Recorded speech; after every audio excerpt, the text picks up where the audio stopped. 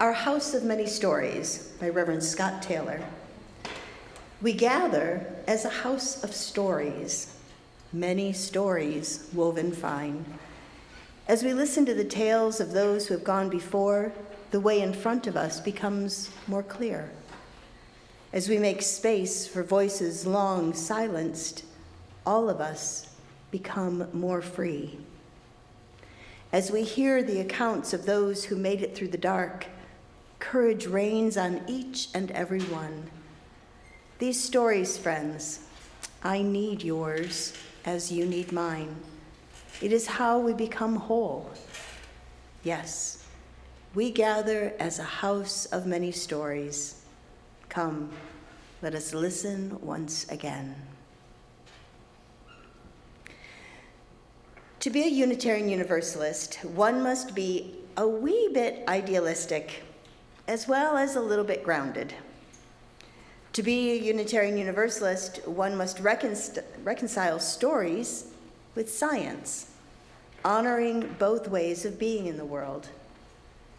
To be a Unitarian Universalist is to hold the tension between what has been, what is, and what might be. And to do that by delving into religious traditions and practices, holding them up to the light of reason, and becoming responsible and compassionate members of the Earth family. And being a Unitarian Universalist means understanding that we will get it wrong sometimes, but that our covenantal faith will hold us as we give and receive forgiveness, making the space for us to learn and try again. If you come from a more prescriptive faith tradition where revelation has been sealed and there is an authoritative body that has the final word on what scriptures mean and how one should live accordingly, those statements I just made may seem strange, possibly even disconcerting. I mean, is nobody in charge here? That is a very interesting question. We describe Unitarian Universalism as a living tradition, a religion that puts its faith in its people, who are less interested in an afterlife than we are to the task of creating heaven on earth. And because Unitarian Universalism is a living tradition, it is subject to change. As the African-American poet Maya Angelou said, "Do the best you can until you know better. Then, when you know better, do better."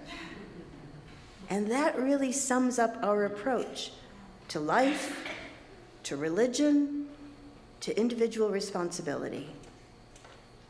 It is that framework that led to a years-long process of discernment regarding our core beliefs and how we express them, which had been expressed in an evolving list of principles since our blended faith family was stitched together in 1961. Both the Unitarians and the Universalists had principles and statements of belief for centuries. Yet when these two faiths merged, something completely new was born, something intentionally pluralistic. But I'm getting ahead of myself. This past June, the years-long process of discernment regarding our core beliefs, our living tradition, culminated in a democratic process of voting to either continue with the current 7 principles with an emergent 8th principle of multiculturalism already adopted by many congregations, or to move to shared values statements captured in one-word petals on a flower graphic. The shared values were identified as justice, equity, transformation, pluralism, interdependence, generosity. I did them in that order because then they spell jet pig, and then I can remember them. We were moving away from elaborately stated principles and sources to more ambiguity with images. And frankly, was not super thrilled about that. It felt to me like when the musician Prince changed his name to an unpronounceable image so that he was referred to as the artist previously known as Prince. Really now. And then I did something that was completely out of character for me. I perceived the change as an either-or situation.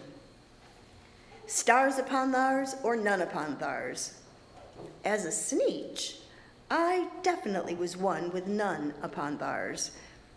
All the popular kids were dancing to a new song, showing off their shiny stars, a way of understanding our shared faith through colors and imagery, while I was pining for the beauty of words that elevate and inspire. You know, Dr. Seuss forgot to mention that group of Sneetches that stayed away from the beaches. And clearly that was not an option for a minister in this tradition. I know I keep going through images. Just keep up, it's okay. So I've had 6 months to think about this transition, and I've come to a potentially radical solution, which, you know, I've overstated it. It's not really radical. I believe that the words, the beloved principles that have inspired me and been the foundation of my ministry, could not only coexist with images, but that the two might be woven together. So take a look at your order of service. I'm not going to have you wave them at me. I know sometimes I do that to make sure you take them with you at the end of the service, but I'm not going to mention that, so this is something different than that. Okay. So on the front of your order of service is the image, right, of the petals, the recently adopted shared values. Now, turn your order of service over to the back. Hopefully it's there, but it's somewhere in your order of service. There's the listing of the principles that have been guiding our faith for the last several decades. Now flip back to the front. Flip to the back. Flip to the front. Okay, you're done. But if you look at the front, or just look at the screen, you will see that at the center is love. And that centering had been implicit in the principles, but not explicit. Ha-ha! The graphic of a flower with love at the center suddenly had a context for me. We were not separate Sneetches, some with stars and others with none upon theirs. Principles, sources, and shared values could live together in harmony, creating a tapestry that could be enjoyed and understood by those who may have felt like outsiders before. So today we explore the value of pluralism, one of the petals that make up the image of a flower centered in love. And I don't mind telling you that at this moment, in January 2025 in the United States of America, pluralism has become countercultural. For those with ears to hear, let them hear. Pluralism is rough. It is not dainty. It is not holding hands and singing Kumbaya with the various people who think exactly like we do. It is also not being wishy-washy and adopting a whatever theology, which is actually a non-theology. Pluralism, like love, begins at home in human hearts and minds. I'll be right back. I'm still here. I'm just doing something really difficult back here. Don't leave. I know you. Okay. We good here? There we go. All right. Okay, good.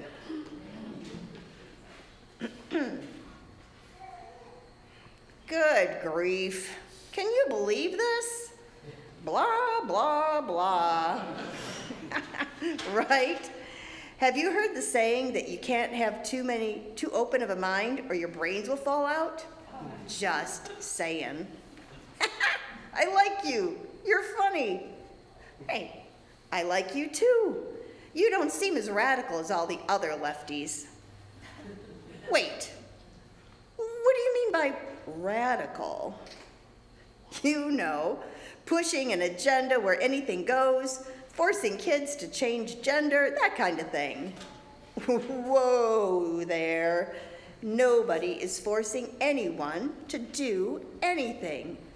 Well, at least nobody on my side is forcing anything. I can't say anything for your side. What happened to all of your open-mindedness? Aren't you supposed to promote my inherent worth and dignity? Oh, only if you promote mine. Wow, wait a second. I don't think we're going to get anywhere without being able to see the paper, with put-downs, name-calling, and false generalizations. Who asked you anyway? That's the first thing I agree with you on.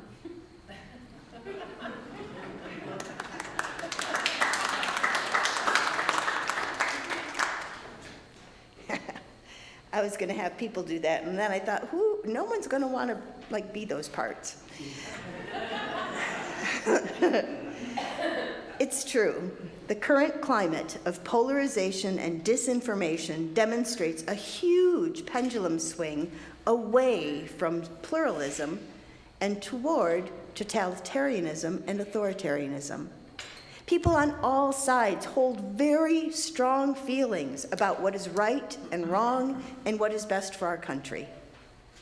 Remember what I said about change needing to happen first in human hearts? Well, I believe that's where pluralism starts, not with legislation, but with the capacity for openness and change.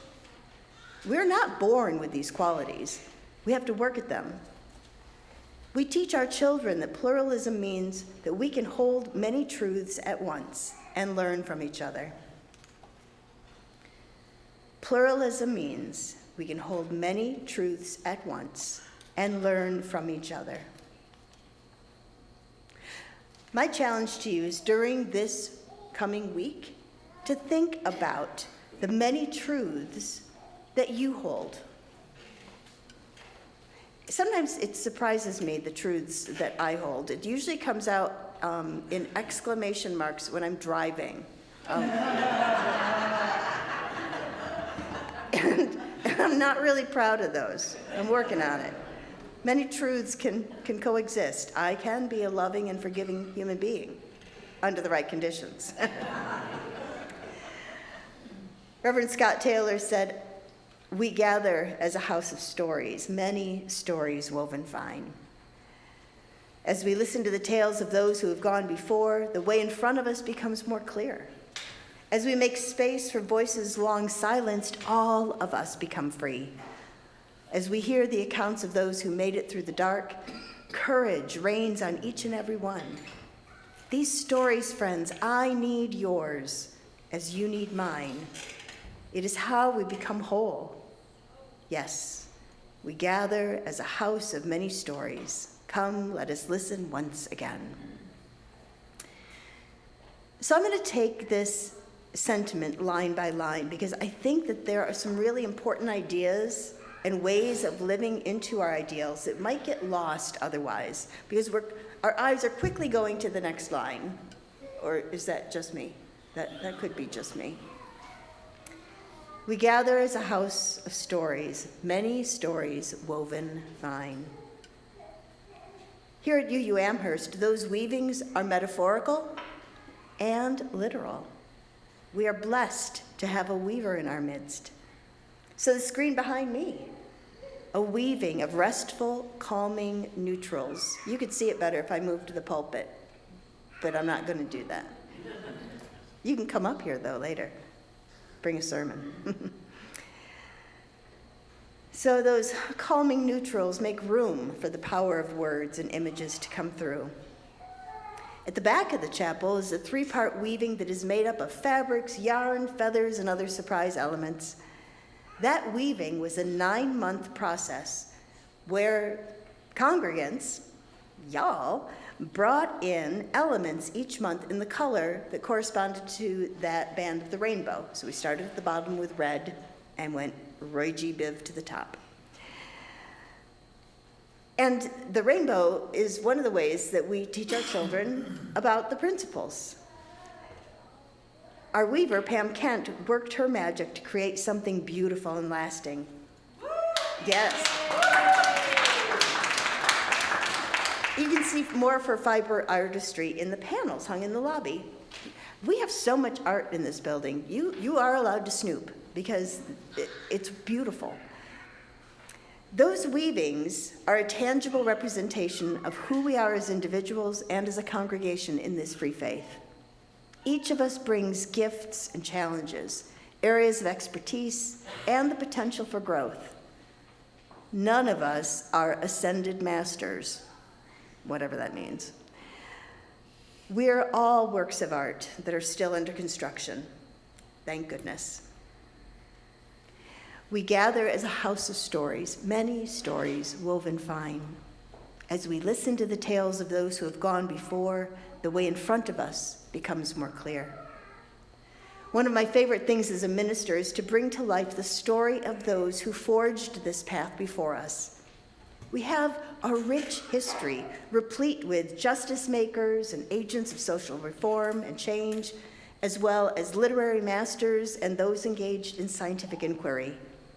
If you hang around, you will undoubtedly hear about Joseph Priestley, John and Judith Sargent Murray, Charles Dickens, Charles Darwin, Ralph Waldo Emerson, Henry David Thoreau, Clara Barton, Kurt Vonnegut, Christopher Reeve, and so many more. I believe we have inherited a legacy that confers upon us a responsibility to strive to become good ancestors for those who will follow us, whether or not they share this faith. Did Clara Barton save her nursing skills only for those who professed universal salvation? No. Her universalism may have inspired her dedication, but she gave her all in service to the betterment of humanity, beginning with those who were in her path and whose lives could be changed for the better by what she had to offer. If you're going, who's Clara Barton? She was the founder of the Red Cross. There you go. We gather as a house of stories, many stories woven fine. As we listen to the tales of those who have gone before, the way in front of us becomes clear. As we make space for voices long silenced, all of us become more free. We celebrate those martyred for this free faith, Michael Servetus, Francis David, James Reeb, among others. And we also make space for the voices long silenced that may not have been Unitarians or Universalists, but whose voices were suppressed because of their skin color, socioeconomic status, their identities, and whom they loved. It's true. When we make space for these voices, all of us become more free. As we hear the accounts of those who made it through the dark, courage reigns on each and every one. These stories, friends, I need yours as you need mine. It is how we become whole. Yes, we gather as a house of many stories. Come, let us listen once again. We gather as a house of many stories. I love the blank looks I receive when I gather with religious professionals from other traditions and explain that within my congregation there are Christians, Jews, pagans, agnostics, humanists, atheists, Buddhists, and more, all finding value and purpose in sharing their journeys with others who seek to make the world a better place. Pluralism means that we can hold many truths at once and learn from each other. We can hold one another's stories, one another's truths. This is a house of courageous inquiry and wounded hearts. Individually and collectively, we can hold many truths at once and learn from each other. None of us arrive here fully formed, able to contain the fullness of the possibilities of this faith. Yet we all bring something important to weave into the tapestry of our shared lives and values. If all of this resonates with you, I guess all I can say is welcome home.